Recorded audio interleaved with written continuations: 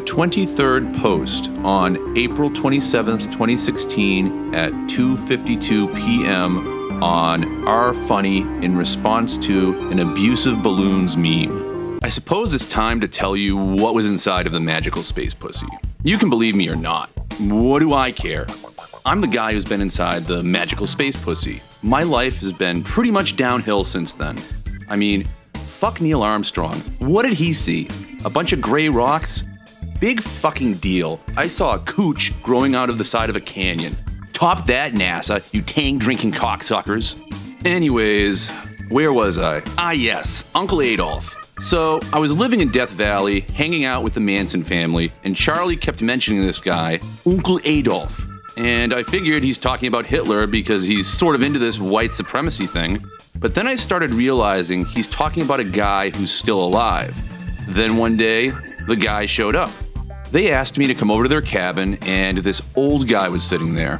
White hair, deep tan, lined face, pale eyes. He introduced himself as Adolf, and he's got a German accent.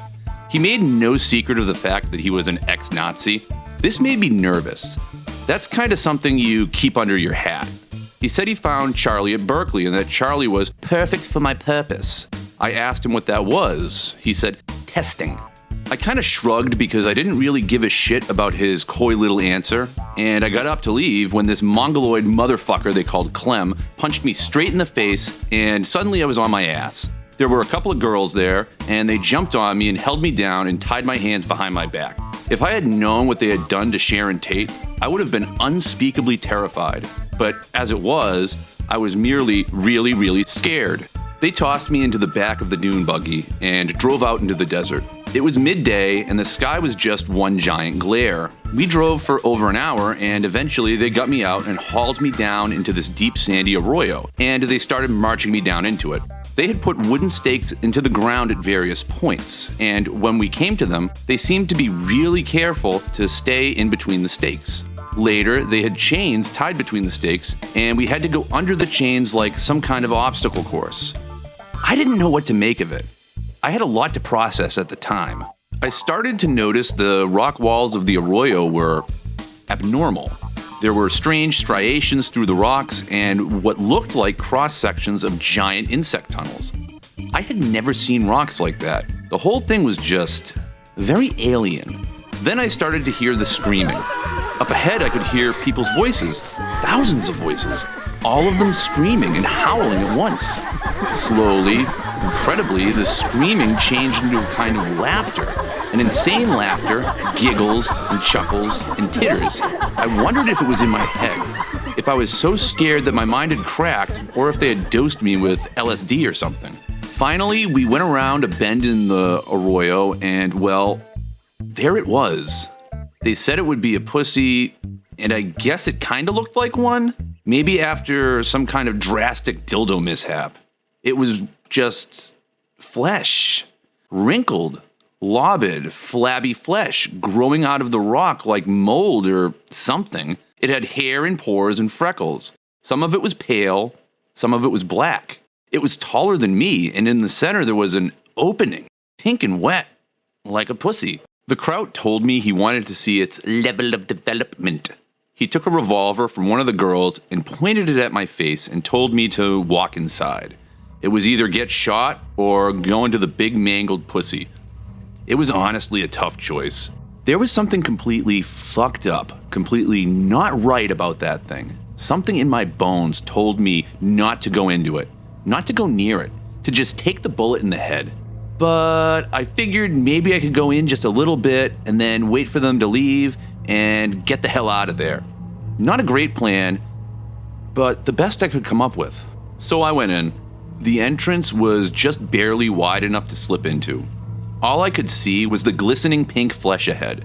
There was this sound like laughter, and then screaming, and then laughter that was coming from deep inside. The walls were blood warm on my shoulders, and the smell was, well, what you might expect. Not great. Let's just say it was not great. Talk about out of the frying pan and into the fire. The chamber was just a nightmare.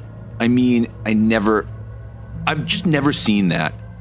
It was unholy. There were faces and heads and legs all kind of fused together. The walls were just all these crawling limbs and these terrified faces and fusions of teeth and cheeks and hair and fingers coming out of knees and just, all those people. Were they still people? Had they ever been people? Had they been made part of that thing? I started to scream. Everything around me was screaming. All the mouths on the walls were screaming, and I was screaming too. Then I was laughing, and I felt hands and mouths all over my body, and they were tickling me, touching me all over. Then I was screaming again. I had to get out of there. I had to get out of the nightmare. I started pushing back towards the entrance, but the hands were all over me. I felt something bite into my hip. A mouth was biting me. I screamed at the sharp pain and moved away from it. I started to think that maybe I could get one of those mouths to bite through my ropes, and then I would at least have my hands free. I struggled to turn around and move the ropes towards the mouth, but just when I got it in position, the mouth bit right into my finger instead. The pain was incredible, but I was giggling, just laughing and laughing. The mouth pulled the flesh from my finger like it was a chicken wing. Another mouth bit into my shoulder. I was chuckling away at this point. The hands were grabbing me, pulling on me, pulling me apart, tearing my arms right out of their sockets. Fingers were digging in between my ribs. I was slathered with blood and screaming as the fingers dug into my eyes. Well, I guess at this point you're probably wondering how I, your intrepid narrator, managed to escape the bottomless pit. How I managed to survive to tell you this tale. I simply didn't. I never escaped the bottomless pit. I am the bottomless pit. I am the tree of life. The 24th post on April 27th, 2016 at 6:30 p.m. in response to a post on our pics of Arnold Schwarzenegger hanging out at a gym in Kuwait. The North Korean situation of the 1980s was unique, as most North Korean situations are. They had built something we haven't seen before or since, an independent flesh interface of enormous size and power, but within a contained incident zone and no metallic cylinders. We detected it via the cosmic ray information signature, which was concentrated on a secure, shielded facility outside the Hwasong prison camp. This was a huge underground facility which they had been constructing for over a decade. We anticipated that they would construct a portal-level interface and were fully prepared to bomb it before it became uncontained.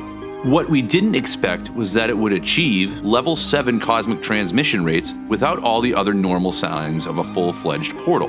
We considered bombing it anyways, or using our brilliant Pebbles kinetic orbital strike system, but instead we managed to get 2 agents into the facility to take a look at it. They achieved high-level security clearance and found the Koreans were using the flesh interface as an information processing facility. This was quite novel, as we had always considered it to be a potential weapons system. Our curiosity was truly piqued. Clearly, the Norks knew something we didn't. Unfortunately, our agents weren't able to access the enormous mainframe chamber, which actually housed the interface. All they knew was that it was in a huge chamber full of temperature-regulated water. We instructed them to breach the chamber and get a look at it, then send us the data by satellite. We knew full well that it would probably cost them their lives, but we pumped them up with a lot of do-it-for-the-planet rhetoric. So one night, they put on dive suits and went into the chamber. It was basically like a huge lake contained within a massive, darkened steel box. Imagine a flooded warehouse with endless rows of dim ceiling lights shining down on rippling black water. They jumped into the water, and pretty quickly they picked up on some pretty interesting audio signals with varying frequencies, a kind of squeaking, mewling sound. They recognized the sound for what it was right away, but had a hard time believing it. Whale songs. The chamber contained several adult humpback whales. The 25th post on April 28th, 2016 at 2:45 a.m. on r/WTF responding to B removes nail to get into wall. How do I explain Mother? What was she? Great Babylon, the mother of prostitutes and the abominations of the earth. I used to lie in my bed, the blinds pulled against the summer sunlight, listening to sounds of other kids playing outside. I lay there for hours, not sleeping, wondering who had made Mother. She was made from all different sorts of animal parts. One of her feet was a big heavy hoof. The other was a tiny little cat paw. I could hear her clumping around downstairs. Her smell, the smell of cigarettes and disease, was everywhere in the house, pooling in the darkness. Slowly, night would come, and I would imagine floating out my window, floating up into the deep starry blue, looking down at all the houses shrinking into tiny boxes, the clean breeze blowing on my face. Oh, how I would cry in my little bed. I was very young when Mother first came. I had another mommy before her, a good one, who wore pearls and had a voice like music. Then one day, I got sick, a fever. I was crying all day, and it went on for weeks. I guess my first mommy couldn't take it anymore. One night, she left forever. When I came down for breakfast the next morning, this new thing was waiting for me in the kitchen. At least, I think that's what happened. Mother never talked. She just snorted and made horse sounds. Awful. Her parts were sewn together with yarn, and there were patches of wet burlap. I didn't see her eyes until she had been there for almost a year. Have you ever seen horse eyes up close? They're like goat's eyes. They have a sideways pupil. I would come home after school, and there would be kids sitting at the breakfast table. She gave them medicine so they did whatever she wanted them to. It made them just sit there, staring and shaking. Then she would take them down into the basement and make them into things. She tried to make me do it too, but I didn't want to. I realized she was afraid of the Bible. I realized it had power, blood power. When I read it to her, different pieces would shudder and pull apart, and she would howl like a wolf, and blood would run from her segments. The Bible brought transmissions from the cross that floated in the red summer sky. Everything in time is arranged around the epicenter wherein the nail drove into Christ's hand. Lines of possibilities radiate outward from it. Kingdoms rise and fall. Men grow and die like flowers in a field. Revelation 17:8. The beast that you saw was, and is not, and is about to come up out of the abyss and go to destruction. The 26th post on April 28th, 2016 at 4 p.m. posted to RWTF in response to airplane crashes into tree. So, two of our agents had breached the underwater chamber containing the North Korean flesh interface and found nothing but several humpback whales. Now, this was a head-scratcher. We knew it was a flesh interface because it was receiving information-rich rays coming from outer space. Yet, how could it be taking the form of humpback whales?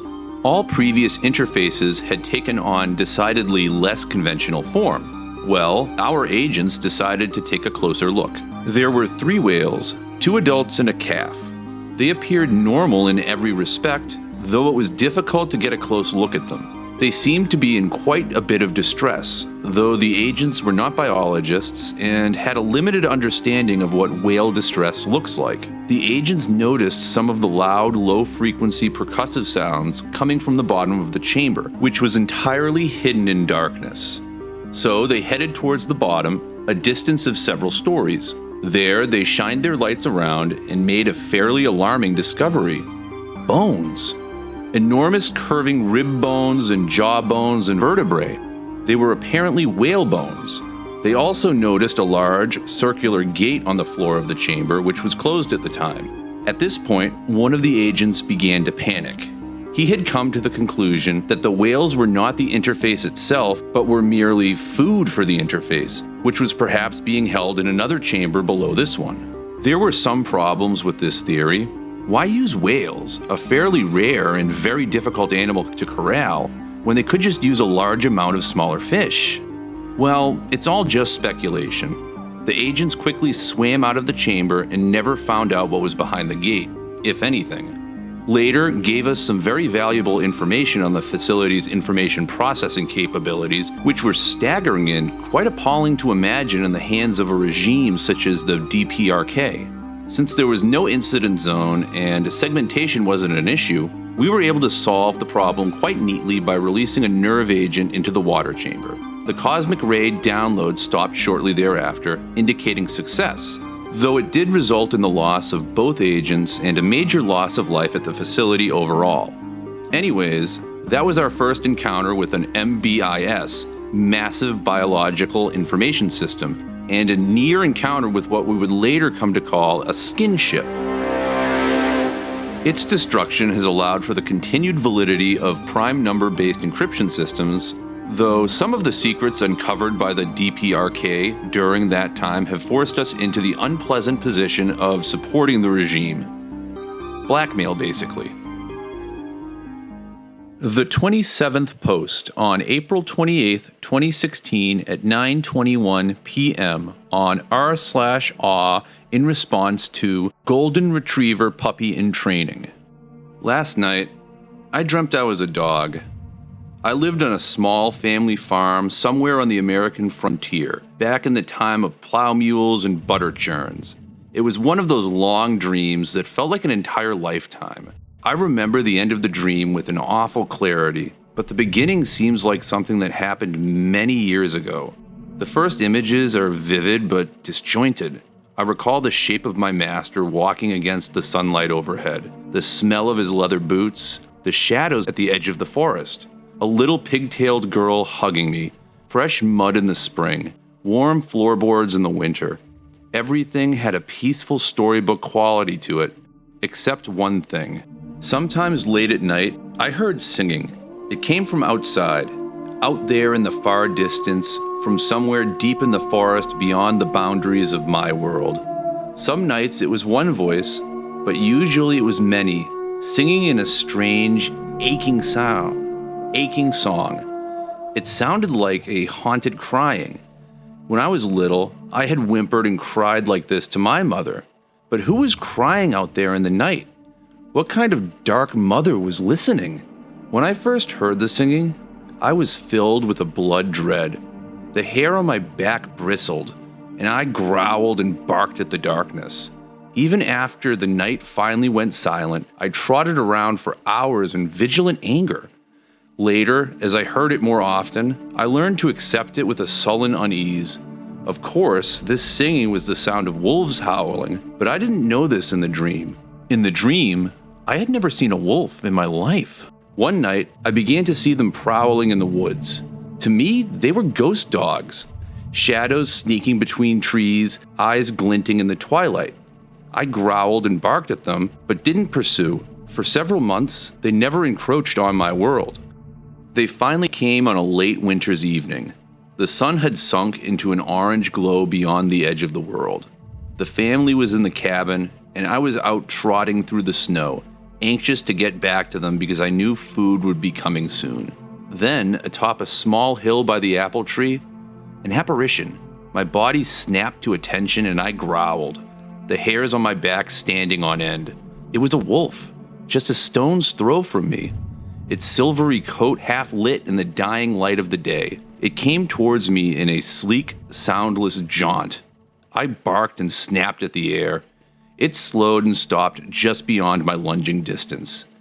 Now crazed with fear and anger, I saw that it was a large female, healthy, well-fed with a gorgeous coat, misty gray, the color of snow seen at a winter's distance. Its smell was alien, confusing, but laced with a clear and potent confidence, a supreme assuredness. Indeed, it did not seem to be afraid of me at all, nor did it threaten.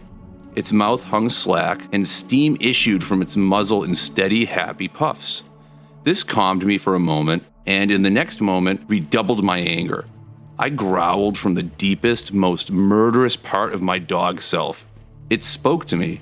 Its mouth didn't move and there was no sound, but by the logic of the dream, it spoke to me in a clear, dignified voice. "Hello, child." I snarled at it. It took another step forward, and its eyes caught the last of the sunlight, glowing in a fantastic array of yellows. Those eyes, rimmed in jet black like mascara, projected a powerful allure, an otherworldly glamour. You bark and snarl, but look at my face. Am I not of your kind? It asked.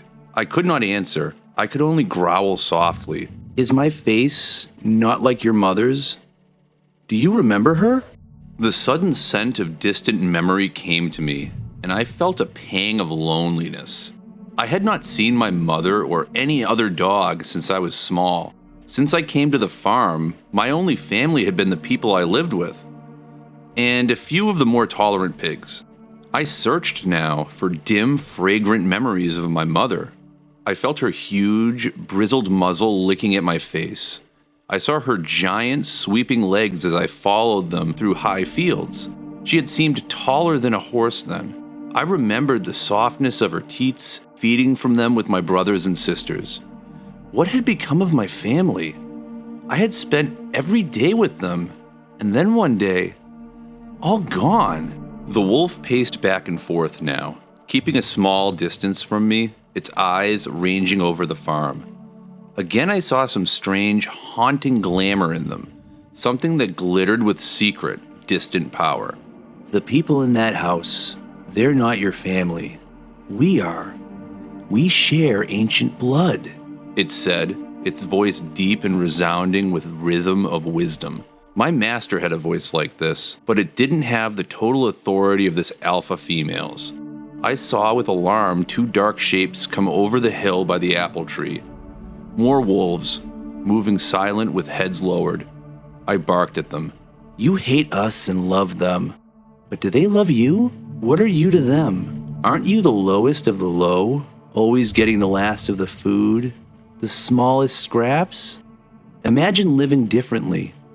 Imagine taking your own food, killing, drinking lifeblood, being the master over others. The other two wolves slunk down the hill. The skin on my back tightened again, but the strange hypnotic power of the alpha wolf held me still. You could leave this house and come with us. We range the forests. We've seen rivers wider than this whole valley, mountains that go up into the clouds, lakes with no end but the other end of the world, places with no houses or men at all. You could be with us. We could be your brothers and sisters. The other two wolves came closer. They were unmistakably females, both young and well-muscled. Their confidence was not absolute as the alphas, but they showed no fear as they came to me. I smelled on them a strange longing, a deep winter's desire for warmth.